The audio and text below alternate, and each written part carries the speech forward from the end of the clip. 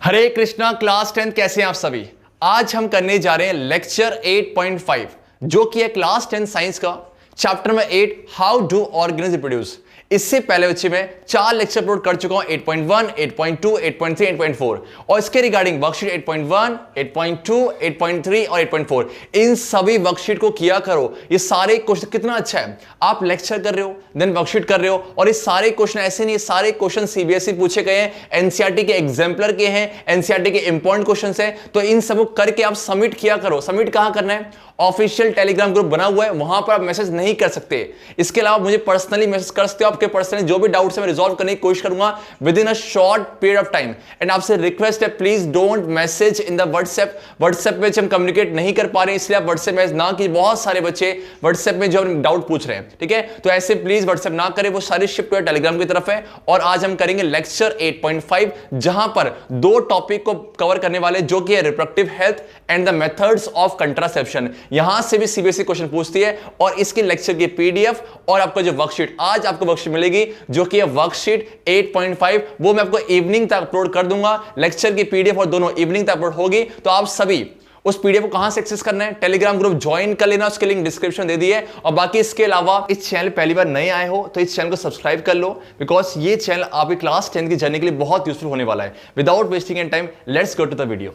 तो स्टार्ट करते हैं आज का डिस्कशन। आज हम एक टर्म को क्लियर करना है, इसके साथ साथ आपके एंड में जब जाएंगे हम कंट्रासेप्शन और मेथड्स ऑफ कंट्रासेप्शन पढ़ेंगे जो कि बहुत इंपॉर्टेंट है और यहां से एग्जैक्टली 3 या 5 मार्क्स का क्वेश्चन सीबीएसई पूछती है। स्टार्ट करते हैं। तो ये टर्म है रिप्रोडक्टिव हेल्थ। फिर से बोलो, रिप्रोडक्टिव हेल्थ है। क्लास 9th में आपने हेल्थ के बारे में पढ़ा होगा कि हेल्दी किस पर्सन को मैं हेल्दी बोलता हूं। सेम बच्चा पढ़ेंगे रिप्रोडक्टिव हेल्थ होता क्या है। देखो अब ये सी बात है कि अगर कोई पर्सन, अगर कोई चाहे वो मेल हो चाहे फीमेल हो, अगर मैं उसे रिप्रोडक्टिव हेल्दी कब बोलूंगा?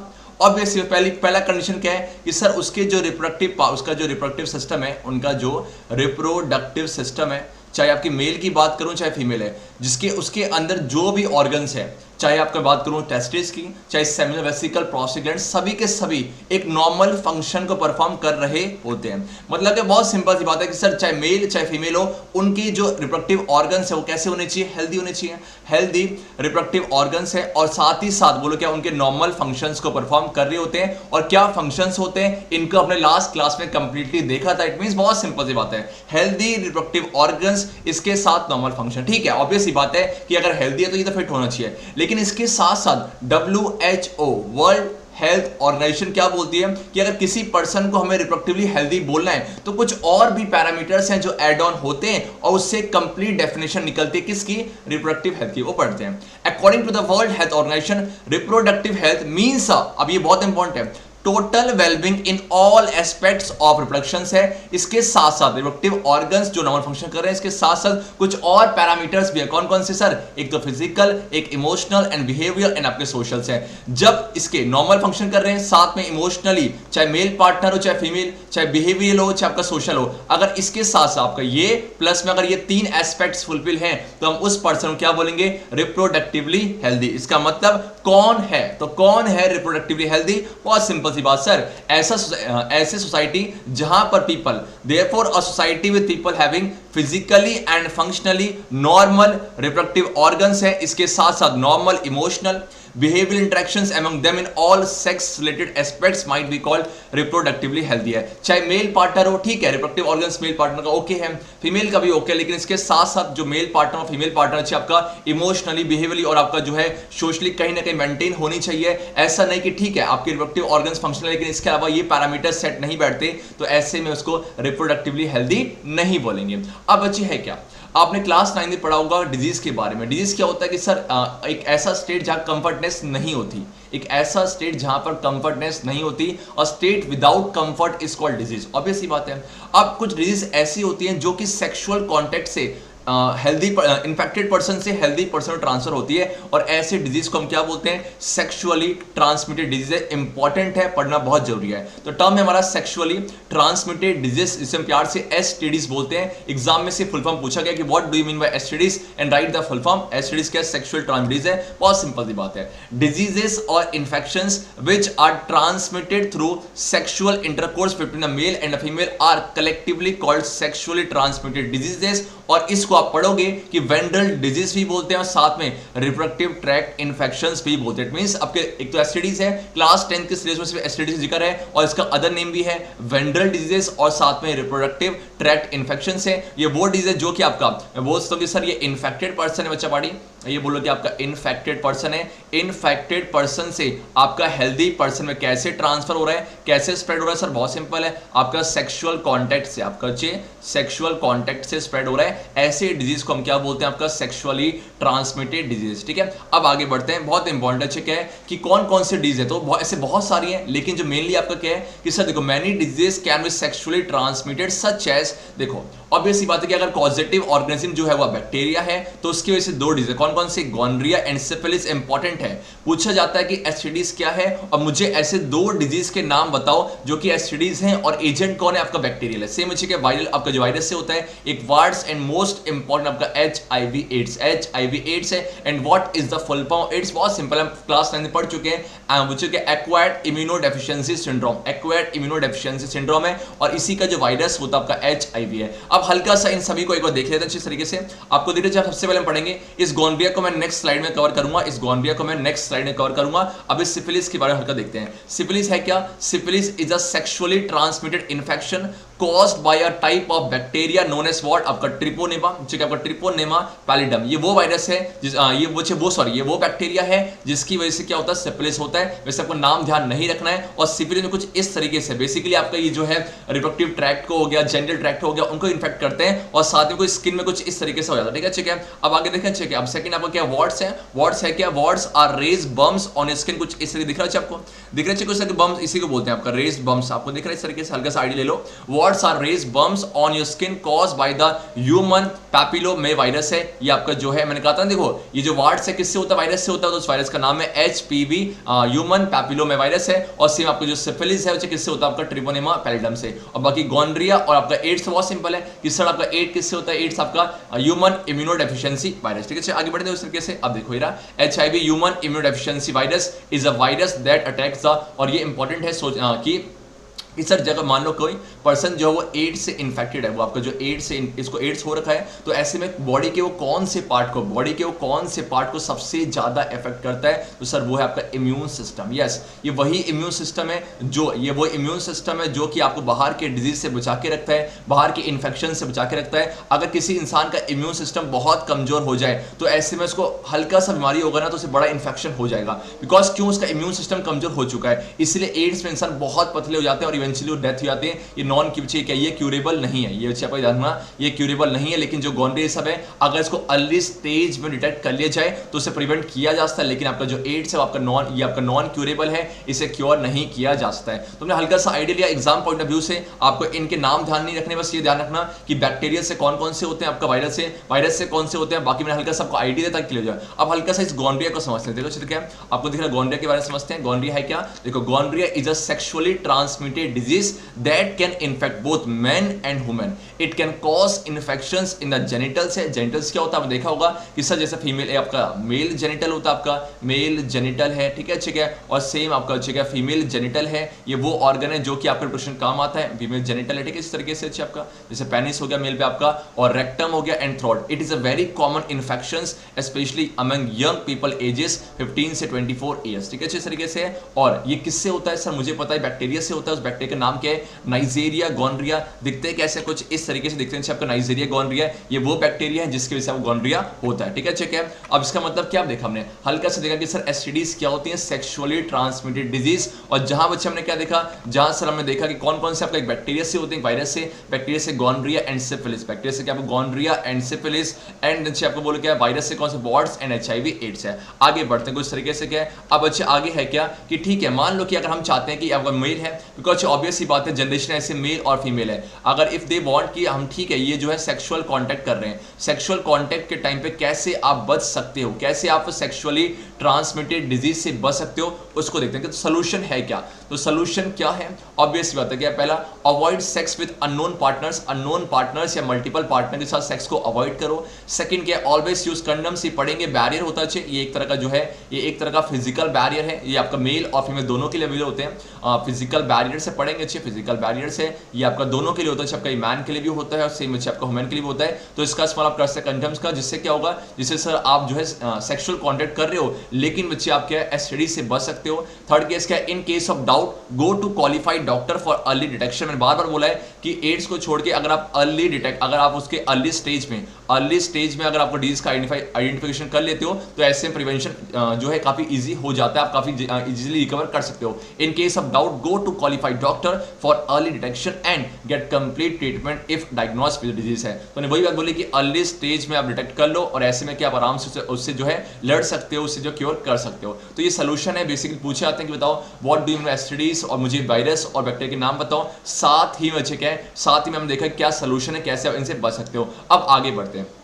अच्छा क्या, अब बहुत इंपॉर्टेंट टॉपिक है, आप उसको हल्के से आपको डिस्कस करता हूं। देखो है क्या, अगर मान लो एक मेल है और एक फीमेल है, वो चाहते हैं कि ठीक है हम सेक्सुअल कांटेक्ट कर रहे हैं, तो ऑब्वियस सी बात है कि स्पर्म जो है वो ओवम से कंबाइन कर सकता है। अगर स्पर्म ओवम से कंबाइन कर गया तो जाइगोट बन जाएगा, फर्टिलाइजेशन हो गया, तो ऐसे में कहीं ना कहीं प्रेगनेंसी के चांस ज्यादा होते हैं। लेकिन अगर वो चाहते हैं कि हम ठीक है हम सेक्सुअल कांटेक्ट करेंगे, लेकिन हम क्या बेसिकली है क्या, अगर आप उस एग को फर्टिलाइज होने से बचा दो तो कहीं ना कहीं सेक्सुअल कांटेक्ट से आपका जो प्रेगनेंसी नहीं होगी। तो वही तरीके, ऐसे कौन कौन से वो तरीके हैं जिससे आप ये चाहते हो कि सेक्सुअल कांटेक्ट हो रहा है लेकिन आप उस स्पर्म को अवॉइड कर रहे हो, किससे मिलने से, ओवम से मिलने से, ताकि जाइगोट ना बने, फर्टिलाइजेशन ना टेक प्लेस करे। और इसी मेथड को हम बोलते हैं बर्थ कंट्रोल, और you can say contraception. Exactly, birth control also known as contraception and fertility control. I repeat, birth control, contraception and fertility control is a method or device used to prevent what pregnancy। आप क्या चाहते हो कि sir आपका जो ये sperm है,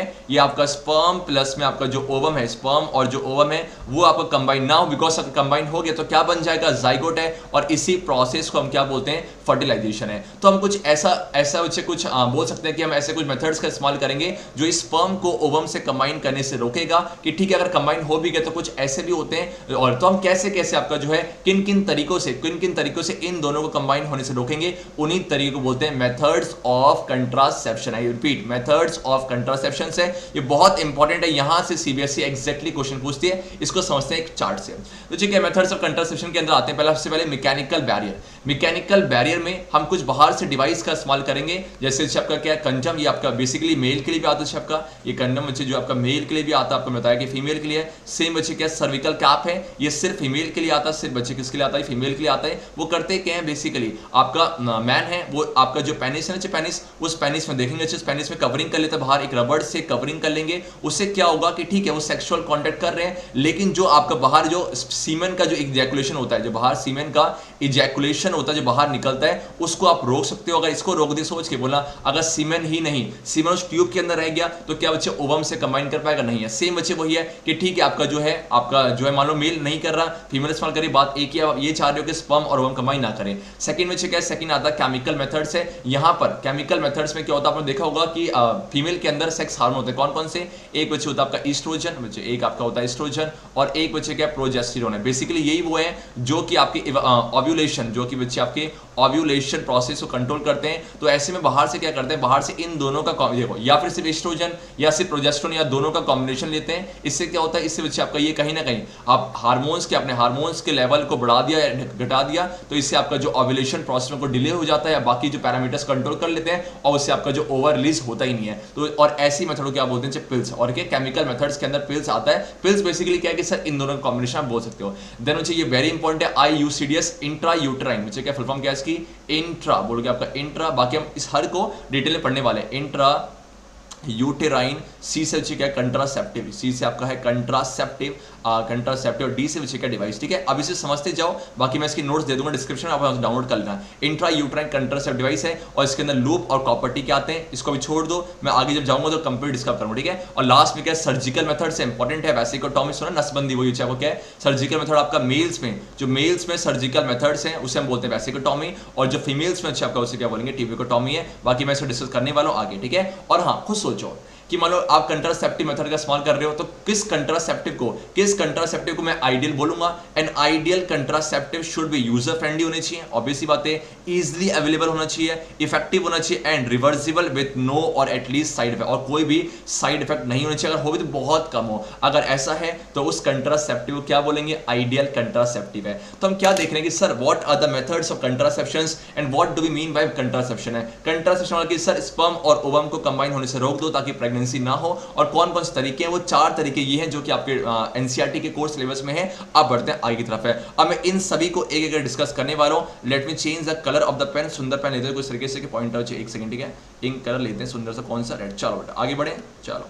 अब आगे है क्या, तो है कि क्या अच्छे क्या, ठीक है। हमने क्या देखा कि सर आपके जो ये है मेथड्स ऑफ कंट्रासेप्शन है, क्या ये तो कैसे सोच के बोलना चाहिए, ये कैसे आपके, क्या ये नेचुरल है, सोच के बोलना, क्या बच्चे आपके नेचुरल है, हाँ या ना, बिल्कुल ऑब्वियसली बात नहीं। बिकॉज क्यों, आप बाहर से कुछ डिवाइस का इस्तेमाल कर रहे हो। अगर बाहर से कुछ, अगर किसी ह्यूमन का इंटरफेरेंस है, अगर किसी ह्यूमन का इंटरफेरेंस है, चाहे डॉक्टर चाहे नर्स, कुछ भी ह्यूमन का इंटरफेरेंस है, तो ऐसे में इसको नेचुरल तो नहीं बोलते। बिकॉज क्यों, हमें देखा था एक था वेजिटेटिव प्रोपगेशन था, एक नेचुरल था, एक आर्टिफिशियल था। नेचुरल में अपने आप से रूट से, स्टेम से, लीफ से बने नए प्लांट, लेकिन बच्चे आर्टिफिशियल में बाहर से इंटरफेरेंस था। अब मेरा आपसे क्वेश्चन है, कमेंट बॉक्स से पुट डाउन करना कि what are 3 methods of artificial propagations, और सब बच्चे कमेंट सेक्शन में आंसर जरूर देना, ठीक है बच्चे। अब है क्या, तो क्वेश्चन ये है, क्या is there any natural method to avoid pregnancy, क्या कोई नेचुरल मेथड है। ये कुछ नेचुरल मेथड है, लेकिन ये इतना रिलायबल नहीं होता, ये इतना काम नहीं कर पाता, किसी किसी केस में जो है आपका फर्टिलाइजेशन हो भी जाता हो। समझते हैं क्या, ये 3 मेथड्स हैं, वैसे आपके सिलेबस में नहीं है, लेकिन फॉर योर इन्फॉर्मेशन में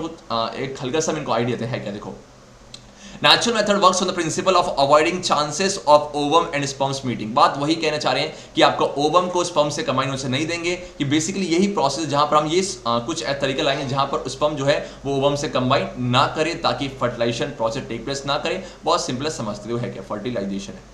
सबसे पहला जो मेथड से बोलते हैं पीरियोडिक एब्स्टिनेंस। पीरियोडिक एब्स्टिनेंस होता क्या है, तो है क्या, आपको पता होना चाहिए कि हर 28 में, जैसे हर 28 डेज के अंदर आपका फीमेल में ओवम से क्या रिलीज होता है, कि सर ओवम से जो है, सॉरी ओवरी से, एक सेकंड, ठीक है, आपका ओवरी से क्या रिलीज होता है, ओवरी से आपका जो है एक ओवम रिलीज होता है, और इसी प्रोसेस को हम क्या बोलते हैं, ओव्यूलेशन, ठीक है। अब मानो कि जो आपका ओवम रिलीज हुआ, ये वेट करते मान लो ये ओवम फर्टिलाइज नहीं हुआ, तो मैंने कहा था क्या होता है आपका फीमेल के अंदर बच्चे क्या टेक प्लेस करता है, फीमेल के अंदर मेंस्ट्रुएशन टेक प्लेस करता है, मेंस्ट्रुएशन, और इसी मेंस्ट्रुएशन क्या बोलते हैं आपका मेंस्ट्रुअल साइकिल, इसी को बोलते हैं मेंस्ट्रुअल साइकिल है। मेरा आपसे एक क्वेश्चन ये है कि मेंस्ट्रुअल साइकिल कब स्टार्ट होता है, वो कब स्टार्ट होता है, और जब स्टार्ट होगा तो उस टर्म को क्या बोलते हैं, और जब फिनिश होगा तो उसे क्या बोलते हैं। दोनों टर्म्स बताए मैंने, उन दोनों टर्म्स को आप कमेंट सेक्शन पुट डाउन जरूर करना। देखो है क्या अच्छे, periodic abstinence is one such method in which the couples avoid और एब्सटेन फ्रॉम। देखो जी है क्या, कि मान लो ठीक है, देखो स्टार्टिंग के जो मेंस्ट्रुएशन और मेंस्ट्रुअल साइकिल फेज होता है ना, उसे बोलते हैं मेंसेस है। यहाँ पर ये जो मेंसेस है बेसिकली आपका 5 से 6 दिन के आसपास होता है, जहां ब्लीडिंग होती है। ब्लीडिंग क्यों, बिकॉज वो जो एंडोमेट्रियम की लाइनिंग थी वो टूटा, साथ में आपका जो एग रप्चर हुआ तो वो बाहर आते हैं, ठीक है। और उसके करते करते सब क्या आपका रप्चर होगा, डिसइंटीग्रेशन हुआ, बाहर आया, देन करते करते आपका क्या है 10 से 17 दिन के, 10 से स्टार्टिंग से लेके स्टार्टिंग के करते क्या 10 से 17 डेज में होता क्या है, जो आपका ओवा है ना, आपका जो ओवा है, वो जो ओवम है वो फिर से आपका जो है कंप्लीटली रेडी होता है, कंप्लीटली बच्चे आपका रेडी हो चुका होता है, कंप्लीटली रेडी होता है। अब ऐसे सोच के बोलना कि मान लो कि ये वो दौरान है, ये वो पीरियड है जहां पर मैक्सिमम चांस है फर्टिलाइजेशन के। आई रिपीट, बिकॉज इस टाइम पे क्या है, देखो मेंस्ट्रुएशन हुआ, स्टार्टिंग का फेज मेंसेस हुआ, करते जब 10 से 17 डेज आता ना, इस टाइम पे फीमेल के अंदर जो है ओवम आपका कंप्लीटली मैच्योर होता है, वो स्टेज में है कि जैसे स्पर्म आएगा वो कंबाइन करेगा। बिकॉज क्यों, बिकॉज जो ओवम है इट इज वेटिंग कि कोई बाहर से आए और फर्टिलाइज कर दे। इसका मतलब क्या है, इसका मतलब इस केस में क्या है, चांसेस ऑफ फर्टिलाइजेशन ज्यादा है, चांसेस ऑफ फर्टिलाइजेशन ज्यादा है। तो हम क्या करेंगे, जो मेल पार्टनर जो होता है, आपका बोलो क्या है, मेल पार्टनर क्या होता है, मेल पार्टनर और जो फीमेल पार्टनर है बेसिकली इस दौरान 10 से 17 days from the starting of menstruation वो क्या करते हैं, अवॉइड करते हैं, वो अवॉइड करते हैं कि इस समय सेक्सुअल कांटेक्ट ना किया जाए, ताकि इसी को वो, ताकि जो है जो ओवम है वो फर्टिलाइज ना हो। बिकॉज क्यों, ये वो टाइम है जहां पर मैक्सिमम चांस होते हैं फर्टिलाइजेशन के, बिकॉज इस समय ओवम कंप्लीटली रेडी है। देखो, तो periodic abstinence is one such method in which couples avoid और एब्सटेन फ्रॉम कॉइटस फ्रॉम डे 10 से डे 17 तक of the menstrual cycle when evolution could be expected है, और as chances of fertilization are very high during this period, इसीलिए इस period को fertile period ही बोलते हैं। तो इस दौरान क्या करते हैं बच्चे, वो इस दौरान क्या करते हैं, वो आपका इसको अवॉइड करते हैं। अगर अवॉइड करेंगे तो क्या बच्चे, ऑब्वियस ही बात है, अगर अवॉइड करेंगे तो इस केस में फर्टिलाइजेशन टेक प्लेस नहीं करेगी, बिकॉज ये वो टाइम है जहां मैक्सिमम चांस होते हैं फर्टिलाइजेशन के। सेकंड बच्चे क्या है कि जस्ट मान लो क्या मेल पार्टनर और फीमेल पार्टनर जो है सेक्सुअल कॉन्टेक्ट कर रहे हैं बिफोर इजैकुलेशन, इजैकुलेट होने वाला है, सीमेन बाहर आने वाला है, तो ऐसे में जो आपका मेल है वो पेनिस को बाहर निकाल लेता है और इसी को बोलते हैं विड्रॉल और coitus interruptus is another method in which the male partner withdraws his penis, इसी को बोलते हैं एक्सटर्नल जेनिटेलिया, इसी को बोलते हैं हम एक्सटर्नल जेनिटेलिया। ठीक है। वैसे ही आपकी क्लास 10 में नहीं है, मैं आपको सिर्फ इंफॉर्मेशन दे रहा हूं from the vagina just before ejaculation to so as to avoid insemination है। Now my question from all of you, what do you mean by insemination? Transfer of sperm to the female into the female genital tract is called what? insemination है। Basically वो क्या करे, penis को बाहर निकालेगा ताकि जो है सीमन इजैकुलेट ना हो सके फीमेल के जेनिटल ट्रैक्ट के अंदर, वो वेजाइना से बाहर निकालेगा। और लास्ट क्या है बच्चे आपका एक टर्म होता है सीकोचिस, क्या मैं बता चुका हूं, ऐसे पार्चुरेशन है, डिलीवरी ऑफ द बेबी। ठीक है, आपका पार्चुरेशन किसे बोलते हैं? आपका डिलीवरी ऑफ द बेबी, जब बच्चा डिलीवर होता है, डिलीवरी ऑफ द बेबी है, तो इसके 5 से 6 महीने 5 से 6 मंथ के लिए फीमेल के बॉडी के अंदर आपका मेंस्ट्रुएशन नहीं होता, फीमेल के बॉडी के अंदर मेंस्ट्रुएशन नहीं होता।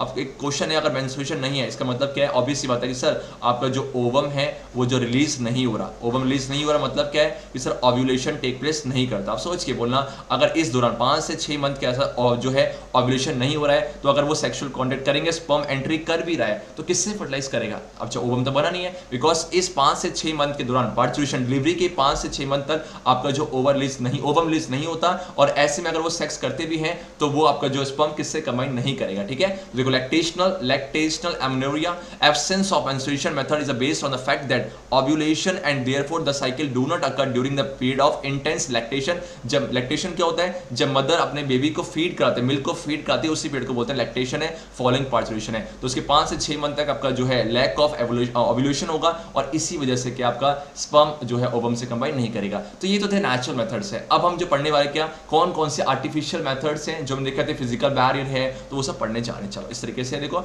बैरियर मेथड्स की बात करते हैं। बैरियर मेथड से बेसिकली हम बाहर से कोई डिवाइस का इस्तेमाल करते हैं, और वो कौन सा डिवाइस अच्छी है क्या? देखो तो बेसिकली ये मतलब आइडिया यही है कि ओवम जो है स्पर्म से कंबाइन ना करे। देखो इन barrier methods ovum and sperms are prevented from physically meeting with the help of barriers है, they are doing sexual contact, लेकिन वो क्या है, स्पर्म को ओवम तक पहुंचने नहीं देते। such methods are available for both males and females है। और वो रहा जो डिवाइस है, ये आपका क्या है, ये मेल कंडम है, जो मेल का है, और सेम मुझे बोलो क्या है कि सर ये फीमेल का है, तो मेल और ये फीमेल है, तो चाहे मेल यूज करे चाहे फीमेल है, तो ऐसे में क्या होगा कि जो भी बच्चे आपका स्पर्म बनेगा वो इसी आपका ट्यूब के अंदर रहेगा, कुछ है ना। The condoms are barriers made of thin rubber that are used to cover the penis in the male, और फीमेल में किससे कवर करेंगे? Vagina and cervix in the female just before coitus. Coitus क्या है? वो सेक्सुअल इंटरकोर्स को बोलते हैं। So that the ejaculated semen would not enter into the female reproductive tract है, और ये काफी क्या है, यूजर फ्रेंडली भी है, इजिली अवेलेबल भी है। साथ में ये सबसे इंपॉर्टेंट ये है, ये एसटीडीज से बचाती है। ये आपका जो एसटीडीज से बचाती है, क्या एसटीडी मतलब?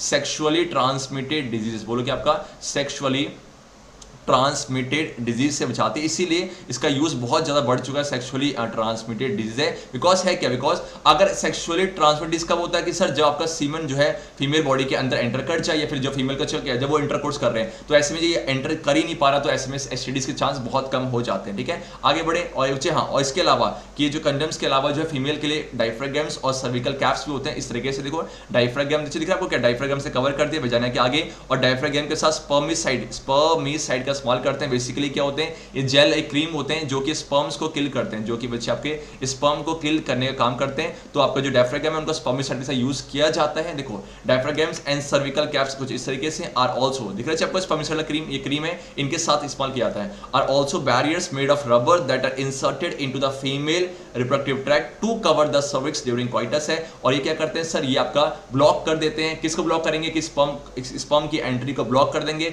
स्पर्म अगर जाता भी है तो कुछ तरीके से एक तो स्पर्मिसाइड किल करेगा, बाकी ये जाने नहीं देगा। अगर जा भी चले भी जाते हैं तो जो स्पर्मिसाइड है ये से किल करने का काम करते हैं। तो ये मेथड्स हैं जब बैरियर है। बोलो कि आपका ये सर स्पर्म और बोलो कि आपका स्पर्म और ओवम के बीच में क्या लगा दिया आपने सर, बाहर से बैरियर लगा दिया, बाहर से बैरियर है, और इसी को बोलते हैं बैरियर मेथड्स है। अब अच्छा आगे बढ़ते हैं, और सेकंड जो मेथड्स है उसे बोलते हैं केमिकल मेथड्स। सेकंड के मेथड केमिकल मेथड्स है। केमिकल मेथड्स में है क्या, देखो मुझे पता है कि फीमेल के अंदर जो सेक्स हार्मोन है प्रोजेस्टेरोन और आपका एस्ट्रोजन है, बेसिकली इसी के डोज लिए जाते हैं। Oral oral administration of small doses of either progesterones or progesterone estrogen combination is another contraceptive method है used by the females है। ये करते हैं कि, और हाँ इसी को पॉपुलरली पिल्स का नाम दिया जाता है। ये आपका एक तो ओव्यूलेशन और अगर मान लो ओव्यूलेशन हो भी जाता है और ये इम्प्लांटेशन दोनों को इफेक्ट करते हैं। ओव्यूलेशन क्या होता है सर? रिलीज ऑफ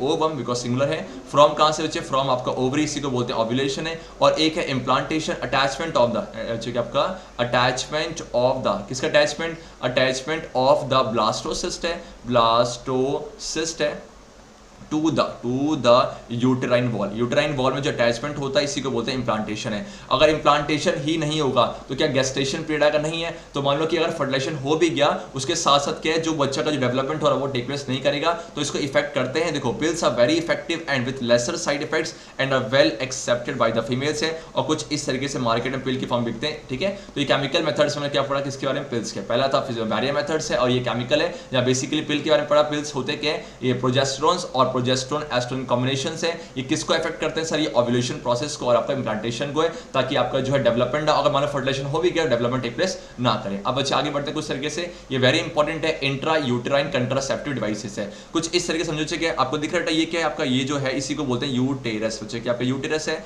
और यूटेरस का अदर नेम क्या होता है सर? यूटेरस का ही अदर नेम होता है वॉर्म, ठीक है। अच्छे अब है कि हम ऐसे डिवाइस का इस्तेमाल करते हैं जो इस यूटेराइन के अंदर जो है ना यूटेरस के अंदर इंसर्ट किया जाता है with the help of doctors, ठीक है। डॉक्टर्स और यू कैन से नर्स है।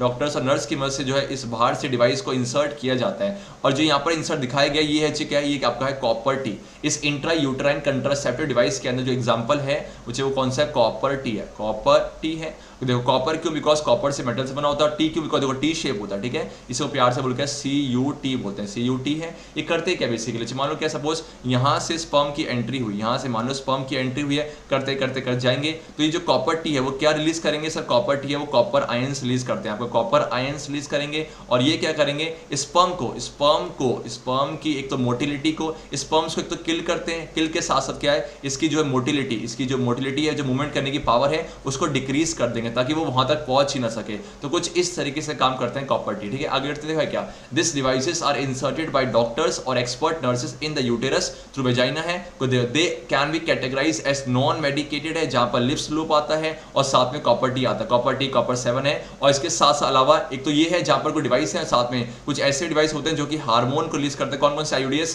प्रोजेस्टेसेट एंड LNG-20 है। इतने नाम आपको डिटेल नहीं रखने, सिर्फ इसमें एग्जांपल ध्यान रखना कॉपर टी का। बाकी ये तो मैंने सिर्फ आपको एक्स्ट्रा इन्फॉर्मेशन दिया कि हाँ इसके अलावा भी अवेलेबल होते हैं, ठीक है। ठीक है, आपको दिख रहा है ये वाला, इसी को बोलते हैं क्या? आपका लिप्स लूप है। लिप्स लूप फॉर्म में होते हैं। बेसिकली इनका काम यही है, बेसिकली इनका काम यही है कि जो स्पर्म एंटर कर रहा है उसकी मोटिलिटी को सप्रेस कर देना, ठीक है। देखो IUDs इंक्रीज फैगोसाइटोसिस, ये किल करते हैं, किल करने का काम करते हैं किसको? स्पर्म्स को within the uterus. And CU ions, copper ions release suppress sperm की motility and the fertilising capacity of sperm से। तो बेसिकली यही काम करते हैं। और इस तरीके से क्या है? देखो मेन काम यही है, चाहे कोई सा भी, चाहे फिजिकल मेथड्स हो, चाहे आपका ओरल पिल्स हो, चाहे इंट्रा यूटेराइन कंट्रासेप्टिव डिवाइस हो, बेसिकली वो यही कर रहे हैं कि सर फर्टिलाइजेशन प्रोसेस को इनहिबिट कर रहे हैं, उसको रोकने की कोशिश कर रहे हैं इस तरीके, ठीक है। चलो तो ये आपका जो है अब बढ़ते हैं लास्ट मेथड की तरफ। और लास्ट मेथड कौन सा है? सर्जिकल मेथड से। मान लो इसके अलावा क्या है, परमानेंटली ये जो तरीका है सर्जिकल मेथड से दोनों के लिए होता है, मेल और फीमेल के लिए। देखो सर्जिकल मेथड्स हैं और इसको स्टिमुलेशन का नाम भी दिया था आज generally advice for male and female partner as a terminal खत्म कर मेथड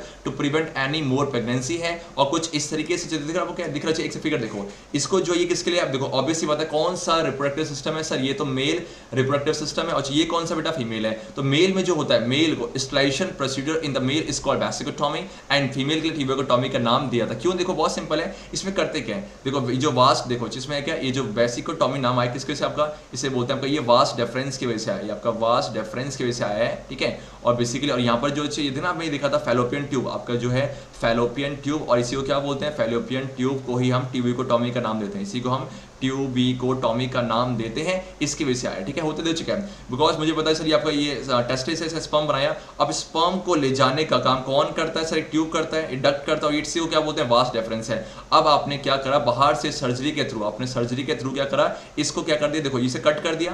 देखो चलो सपोज कि मान लो इस तरीके से था, देखो ऐसे मान लो सपोज कि अटैचमेंट है, आपने ऐसे कट कर दिया और दोनों पीस को अलग करके बांध दिया, ठीक है। इससे क्या हुआ? देखो इससे स्पर्म जाएगा लेकिन क्या यहाँ से पास हो पाएगा? नहीं, बिकॉज आपने क्या कट करके टाई कर दिया है। तो ऐसे में आप जो है कि सर स्पर्म के ट्रांसफर को कंट्रोल, स्पर्म के ट्रांसफर को इनहिबिट कर रहे हो।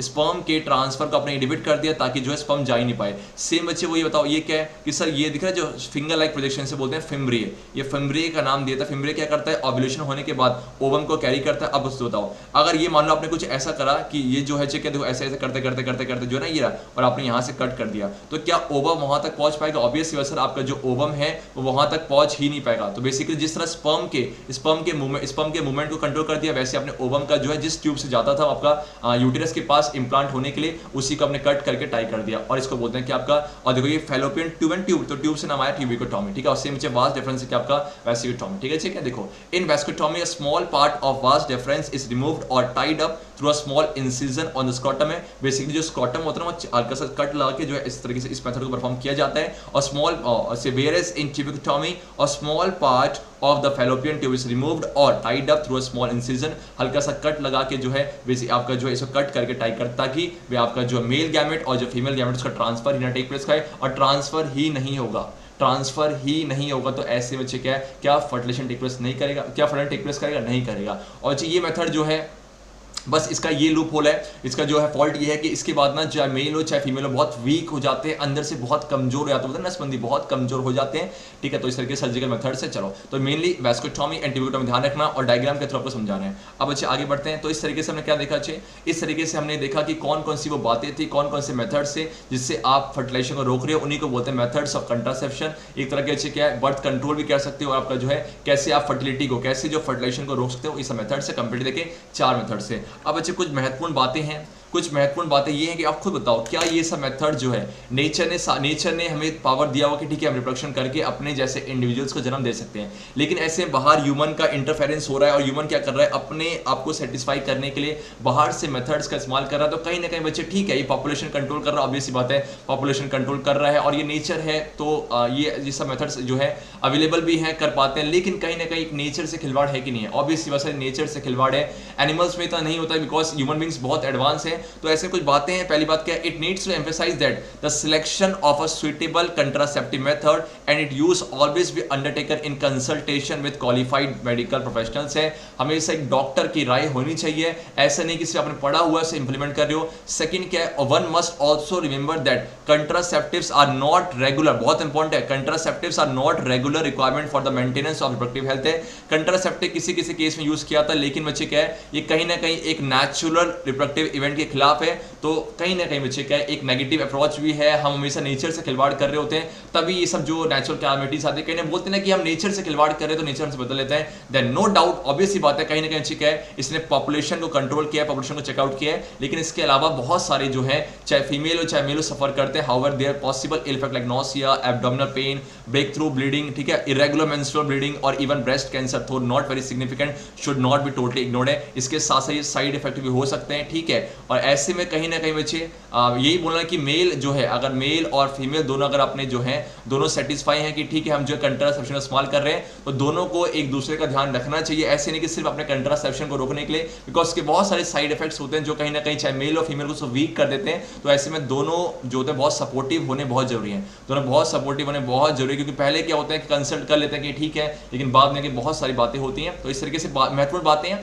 ठीक है हम पढ़ रहे हैं बच्चे तो क्या है चैप्टर पढ़ रहे हैं, ये नहीं कि मेन टारगेट ये नहीं कि सर हमें जो है सीबीएसई मार्क्स लाने हैं। इसके अलावा आपको एक as a citizen of India well awareness होनी चाहिए कौन कौन सी बातें होती हैं, क्योंकि ये वो टॉपिक है जो बेसिकली कोई डिस्कस नहीं करता। ये डिस्कस करने से पहले कुछ बातें सोचते हैं कि लोग क्या सोचेंगे, वो क्या सोचेंगे, बोलते हैं ना सबसे बड़ा है रोग क्या कहेंगे लोग, सबसे बड़ा है रोग क्या कहेंगे लोग है। ऐसे बच्चे बातें होती हैं, ये बेसिकली मैं तो ये बोलूंगा स्कूल के कोर्स सिलेबस में इसको और जो है और फोकस करना चाहिए, ताकि जो मेल, बिकॉज ये एज ही ऐसी टीनेजर्स की और बहुत सारी गलतियां होती हैं, तो उनको वेल अवेयर करो कि देखो ये सब बातें होती हैं, ताकि उनको एक आइडिया मिले। छोटी छोटी एज में मैरिज हो जाती है तो बहुत सारी प्रॉब्लम्स आती हैं। आप बच्चे आगे बढ़ते हैं।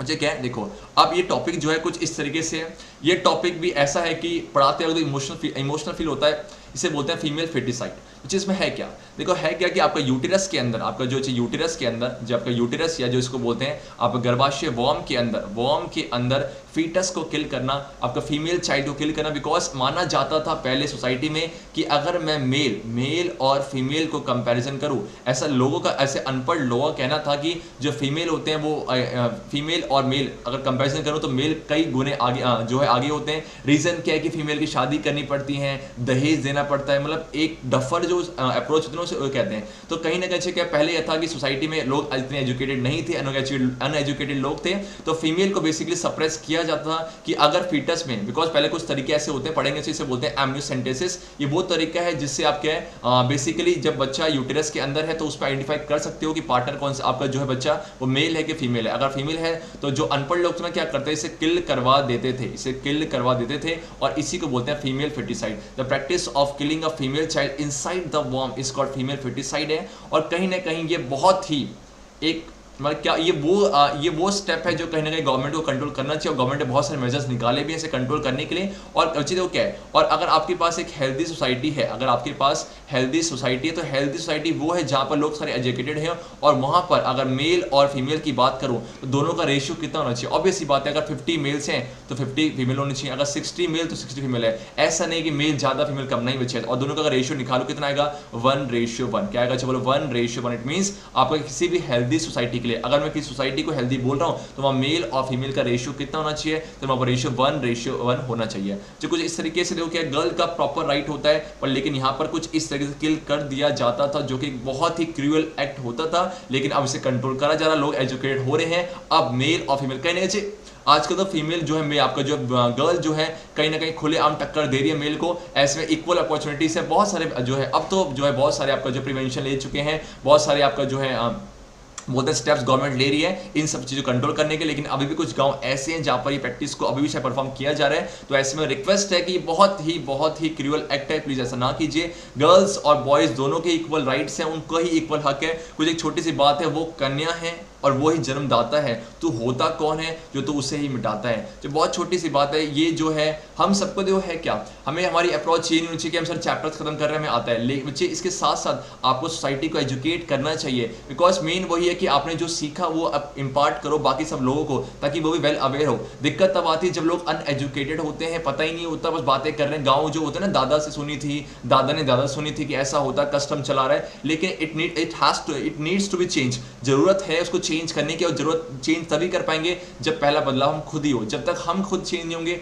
जनता को क्या सिखाएंगे। बोलते ना कि अगर कुछ बड़ा बदलाव लाना है तो जो बदलाव बाहर लाना है उसी को आप अपने अंदर इंप्लीमेंट कीजिए, ताकि लोग देखें कि हाँ उसके अंदर बदलाव आ रहे हैं। अब बच्चे आगे बढ़ते हैं, कुछ तरीके से था, ठीक है। अब नेक्स्ट बच्चे कि आपके नेक्स्ट बच्चे अब जितनी बातें हमने पढ़ी, हमने क्या किया आज, हमने पढ़ा रिप्रोडक्टिव हेल्थ क्या होता है, सेकेंडली मेथड्स ऑफ कंट्रासेप्शन क्या होता है, कंट्रासेप्शन क्या है, देन उसके अंदर सारे मेथड डिस्क्राइब किया, और लास्ट में फीमेल फेटिसाइड को देखा। ये देखा क्या पहले होता क्या था, इसी को प्रीनेटल सेक्स डिटर्मिनेशन इसको बोलते हैं, एम्नियोसेंटेसिस है। ये is a legal offence in a country so as to maintain a balance sex ratio है। वही ये जो एम्नियोसेंटेसिस वो प्रोसेस है जहां पर आप बच्चा फीटस के स्टेज में होता ना, वहां से आइडेंटिफाई कर सकते थे कि मेल है कि फीमेल है। कुछ क्रोमोसोम के पैटर्न्स होते हैं, उसकी मदद से कर पाते हैं। आप पढ़ोगे हाई क्लास में अगर आप जाओगे बायोलॉजी के साथ, ठीक है। चलो अब बच्चे जितनी बातें हमने पढ़ी उसके बेस पे कुछ क्वेश्चंस है, and I will very happy कि अगर आप इन सभी के आंसर कमेंट सेक्शन में पुट डाउन करोगे। पहला क्वेश्चन है which of the following is a sexually transmitted disease, इनमें से कौन सा डिजीज जो है सेक्सुअली ट्रांसमिट है। Option A syphilis, gonorrhoea, warts, या ऑल ऑफ दिस है। Please put this answer in the comment section, I will be very happy कि बच्चा लोगों का सब आ गया। सेकंड क्वेश्चन आपके सामने है which of the following is a male contraceptive device, कौन सा इनमें से जो है मेल कंट्रासेप्टिव डिवाइस है। पहला है टिबिकोटॉमी, वेस्कोटॉमी, चेंजिंग द हार्मोन बैलेंस, और लास्ट है कॉपर टी। अच्छा अब आपसे क्वेश्चन एक और है कि मुझे बताओ कि अगर कोई पर्सन कॉपर टी का, अगर कोई फीमेल कॉपर टी का इस्तेमाल कर रहा है, अगर कोई फीमेल है वो कॉपर टी का इस्तेमाल कर रहा है, तो क्या ये कॉपर टी का इस्तेमाल करने से वो सेक्सुअली ट्रांसमिटेड डिजीज से बच पाएगा, नहीं बच पाएगा? बच पाएगी। ठीक है, सेक्सुअली ट्रांसमिटेड डिजीज से आपको जो फीमेल का सफर होगी नहीं होगी क्या? ये इसका आंसर सोचना कि अगर कोई कॉपर टी को, मुझे पता कि सर कॉपर टी का इस्तेमाल कर रहे हैं, ठीक है, ये आपका स्पर्म को तो बेसिकली किल कर रहा है, लेकिन स्पर्म के साथ साथ जो है आपके जो सेमिनल फ्लूइड जाते हैं, जो आपके सेमिनल फ्लूइड जाते हैं, क्या उसको रोक पा नहीं और फ्लूइड का एक्सचेंज हो पा रहा है? तो ऐसे में सुन ही लो कि अगर कोई जो है वुमेन कॉपर टी का इस्तेमाल कर रहा है तो वो जो है सेक्सुअली ट्रांसमिटेड से नहीं बच सकते। बिकॉज क्यों? बिकॉज रीजन क्या बेटा, रीजन क्या? बिकॉज स्पर्म तो किल करें लेकिन सेमिनल फ्लूइड का ट्रांसफर हो रहा है। ठीक है, अब देन थर्ड क्वेश्चन है, थर्ड बात ये है कि कैसा लगा आपको लेक्चर, कि आपका पॉजिटिव था कि नेगेटिव था? कुछ बातें ऐसी हो सकती हैं जो मैंने प्रॉपर्ली एक्सप्लेन ना की हो, अगर ऐसा होगा तो प्लीज बताना। और अगर आपको वीडियो अच्छी लगी प्लीज लाइक करना, ताकि मुझे भी खुशी हो कि हाँ कि वीडियो में कुछ था और जो बच्चे सीख पाए, मुझे बहुत खुशी होती है। आपका चाहे पॉजिटिव हो चाहे नेगेटिव फीडबैक मुझे बहुत एक्सेप्ट होता है। देन बच्चे वही बोलेंगे आपका कीमती समय लेने के लिए दिल से धन्यवाद। लगभग वो चैप्टर ही खत्म हो गया है। मैंने इंट्रो में कुछ बातें बोली थी, उसके रिगार्डिंग प्लीज कमेंट करना, और बाकी फिर करेंगे इंटेक्स, फिर एक्सरसाइज और सीबीएसई क्वेश्चंस है। बाकी thank you so much for coming here, keep sharing, keep living ज्ञानी कीड़ा। मिलते हैं आपसे नेक्स्ट वीडियो, तब तक के लिए हरे कृष्णा, टेक केयर।